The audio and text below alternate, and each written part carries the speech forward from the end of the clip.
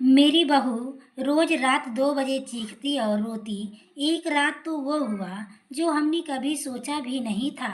रात 2 बजे मेरी बहू कमरे से बाहर आकर बैठ गई। उसके बाल खुले थे, शरीर पर कपड़े नहीं भी कहीं भी जा रहे थे। वो ऐसा क्यों करती थी? यह सच सामने आया तो मेरे पैरों तले जमीन खिसक गई।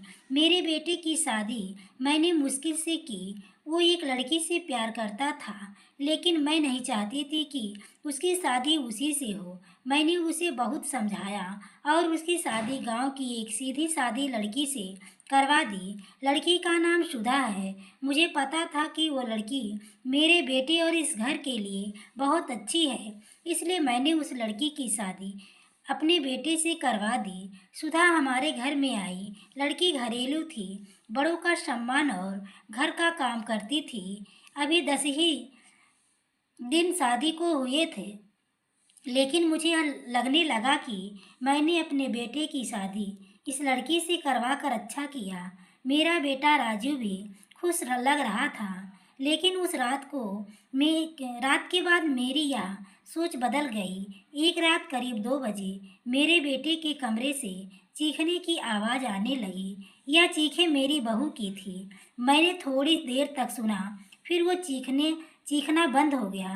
राजू के पिता मेरे पति को यह सब सुनाई दिया था, लेकिन फिर हमने उन्हें रात में पूछना उचित नहीं समझा, इसलिए दरवाज़ा नहीं खटखटाया। सुबह मेरी बेटी भी बोल रही थी कि मम्मी रात को कौन चीख रहा था। मैंने उसकी बात काट दी, कहा कि कोई नहीं, शायद कोई बाहर से चीख रहा था। मेरी बहू का स्वभाव उस दिन से बदल गया। वो चुप थी। सारा दिन मैंने सोचा शायद पति पत्नी के बीच की कोई बात होगी, इसलिए मैंने कुछ पूछा नहीं। अगले रात फिर 2 बजे वही हुआ। मेरे बेटे के कमरे से फिर चीखने और रोने की आवाज़ आने लगी। इस रात को आवाज़ करीब 10 मिनट तक चली। मेरी बेटी उठ गई और उसने हमारे कमरे का दरवाज़ा बजाया। मैंने दरवाज़ा खोला, देखा तो वो बहुत डरी हुई थी। बोली, मम्मी यह क्या है? भाभी रोज रात को रोती और चीखती क्यों है? क्या होता है कमरे के अंदर? चलो अभी दरवाज़ा खुलवाते हैं। दरवाजे के पास जाने लगी तो मेरे पति ने मुझे रोक लिया। कहा कि रुको, अभी बात मत करो, कल सुबह दोनों से बात करते हैं। उस रात को मेरा सोना मुश्किल हो गया था। सुबह मेरी बहू जल्दी उठकर कमरे के घर के काम में लग गई। मैं सुबह अपने बेटे के कमरे में गई, उससे पूछा क्या बात है, रात को बहू रोती क्यों है? उसका चेहरा पूरा उतरा। बोला कुछ नहीं। उसकी बातों से और आंखों से साफ दिखाई दे रहा था कि वो कुछ छिपा रहा है। उन्होंने भी मुझसे पूछा, लेकिन वो कुछ नहीं बोलकर घर से बाहर चला गया। मैंने मेरी बहू से पूछा तो वो कुछ काम कर रही थी। उसको देखकर ही ऐसा लग रहा था कि जैसे रात में ठीक से सोई नहीं है। आंखें साफ बता रही थी। मैंने उस पूछा क्या हुआ, तुम रात को रो क्यों रही थी? वो बोली रो रही थी। कब नहीं, मैं तो सो रही थी और मुझे तो कोई आवाज़ नहीं आई। आप क्या बात कर रही हैं? उस कमरे में ऐसा क्या हो रहा था? यह बात तो मेरी बहू जानती थी या बेटा, लेकिन दोनों ही कुछ नहीं बता रहे थे। पर दोनों के चेहरे से साफ पता चल रहा था कि कुछ है जो यह दोनों छिपा रहे हैं। लेकिन क्या? जब भी रात आती मुझे नींद ही नहीं आती, क्योंकि आधी रात को फिर वही होता। बहू जोर से चीखती और रोती। मेरे मन में कई सवाल थे। क्या होता है उस कमरे में? फिर एक रात करीब 2 बजे मेरे घर में वो हुआ जो मैंने सोचा भी नहीं था। मेरी बहू रात को कमरे से बाहर आ गई। उसके कपड़े कहीं भी जा रहे थे। उसे कुछ होश ही नहीं था। बाल खुले थे और वो घर के चौखट पर आकर बैठ गई। जोर से चीखने और रोने लगी। हम सभी घर वाले बाहर आ गए। मेरा बेटा भी कमरे से डरा हुआ बाहर आया। बहू की ऐसी हालत देखकर हम सब भी डर गए थे। मैंने मेरे बेटे से पूछा कि यह क्या है? वो बोला, बस माँ देख लो, यह रोज रात 2 बजे ऐसे ही किया करती है। मैं आप लोगों को क्या बताता। सुबह जब उससे पूछता हूँ तो उसे कुछ याद नहीं रहता। बोलती है मैंने तो कुछ नहीं किया। बहू जब थोड़ी देर बाद शांत हुई तो मेरा बेटा उसे कमरे में ले गया और सुला दिया। मैं सोच रही थी कि यह क्या है। मैंने मेरे बेटे को कहा कि तू उसके घर छोड़ आना, सुबह मैं उसकी माँ से बात करूँगी। सुबह होते ही मेरा बेटा उसे कुछ बहाना करके उसके घर छोड़ आया। मैंने उसकी माँ से बात की। उसकी माँ ने कहा कि यह क्या बोल रहे हैं, मेरी बेटी बिल्कुल ऐसा नहीं करती। मैंने तो जो सोचकर राजीव की शादी उससे की थी वैसा हो नहीं सका। बहू को थोड़े अब 20 दिन हो गए थे। इस दौरान उसके घर से फोन आता रहा, लेकिन मैं टालती रही। मेरा बेटा भी कह रहा था कि मेरे वो दिन कैसे निकले हैं। मैं ही जानता हूँ मैं उसे वापस नहीं ला सकता। कहीं उसने मेरी जान ले ली तो क्या करोगी। मैंने उस पर फिर ज़्यादा दबाव नहीं डाला, पर मैं अपने आप को कोस रही थी कि मैंने अपने बेटे की शादी उस लड़की से क्यों करवा दी। अब मेरे घर में कोई नहीं चाहता था कि वो वापस आए। इन्हीं सब बातों में 3 महीने निकल गए। फिर एक दिन अचानक ही मेरी बहू अपने सामान के साथ वापस मेरे घर आ गई। वो आते ही मुझसे कहती है, माँ जी, जानती हूँ कि आप मेरे बारे में क्या सोच रही हैं, लेकिन सच क्या है यह आपको पता नहीं। उसकी बातों से मुझे लग ही रहा था कुछ है जो बताना चाहती है। मेरा बेटा घर आया और उसे देखकर गुस्सा हो गया। कहा यहाँ वापस आ गई। मैं यहाँ इस घर में नहीं रह सकता, मैं जा रहा हूँ।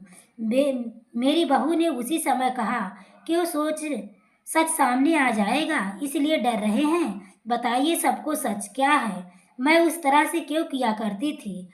बेटा बोला कि क्या सच है। सच यह है कि तुम पागल हो और रोज रात उस तरह से करती हो। बहू बोली कि माँ जी, आज अगर सबसे ज़्यादा दुखी और परेशान है तो वो और कोई नहीं, मैं हूँ। मैंने अपने पति की बात मानी, उन पर विश्वास किया। मैंने कहा तुम क्या कहना चाहती हो। फिर मेरी बहू ने जो बताया उसे सुनकर मेरे पैरों तले जमीन खिसक गई।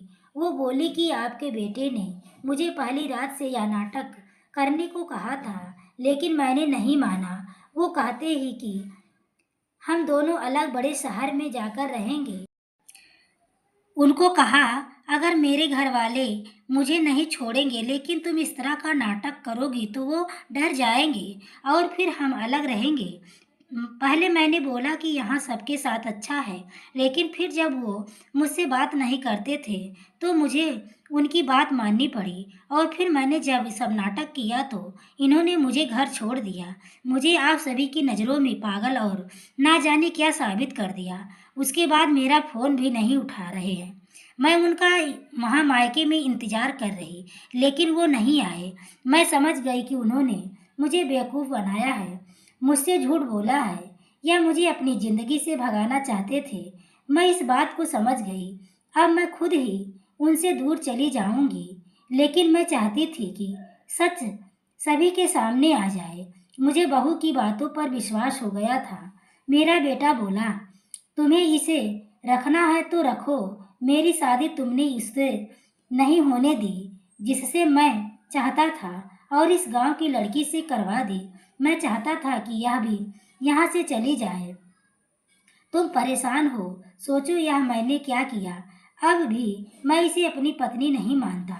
मैंने मेरे बेटे को कहा कि बेटा मुझे इस घर में रहना है या नहीं, इसका फैसला तू कर ले।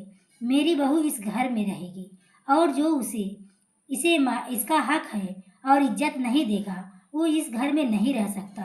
तू इस तरह की साजिश कर सकता है, वो भी सिर्फ अपनी माँ से बदला लेने के लिए। एक भोली लड़की को कुछ भी करने को कह सकता है, पर बेटा जरा तू सोच, तूने इसे जो कहने को कहा इसने किया। अपने बारे में और किसी के बारे में कुछ नहीं सोचा, सिर्फ तेरा सोचा। सोच ऐसी पत्नी कहाँ मिलेगी। तू बहुत बड़ा अभागा है जो इस लड़की को छोड़ेगा। मैं बहुत खुश थी।